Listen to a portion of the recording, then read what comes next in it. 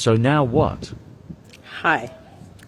So it's interesting over the last couple of months since I've started posting on this app till this day, the amount of news items that have come up with regards to blatant racism in the UK education system, not only from teachers but also from other pupils, and it is allowed to continue because, it doesn't matter what a black child has to go through. It doesn't matter about their mental health. It doesn't matter about none of their well-being, because if it did, it wouldn't happen.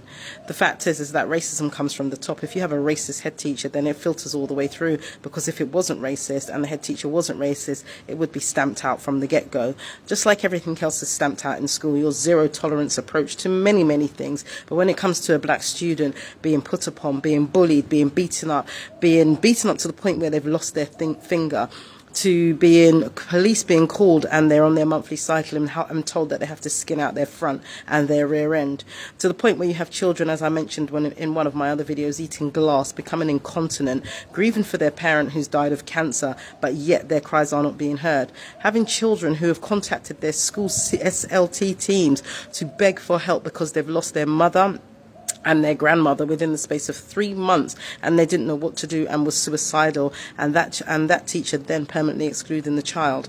This is the reality of black children in the UK education system. This is the reality of racism in the UK education system. Imagine you leave your child in an organisation or anywhere for 30 hours a week. So they spend more time in the school environment where they're being racially profiled and abused on a daily basis every single day, and you still bring them back and leave them there every single day to be abused.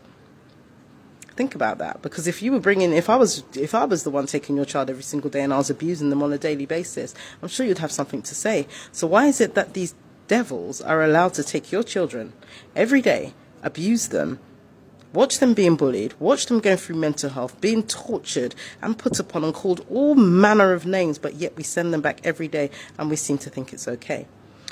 Maybe you should scroll down. I did a post some weeks ago and it was kind of really more flippant than actually doing anything about it. But why don't we do something about it? Why don't we take our children out of school?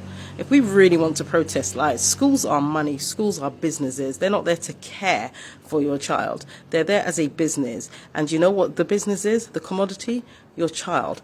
Imagine they lose out on some money for just a little matter of time whilst we get something sorted. The only way this is going to change is not by protesting and banging drums, is legislatively, I can't say the word, but you get what I mean, by the law. So until we're ready for the long haul, we'll continue to have these news articles and headlines, and that's all there will ever be, headlines. I said what I said.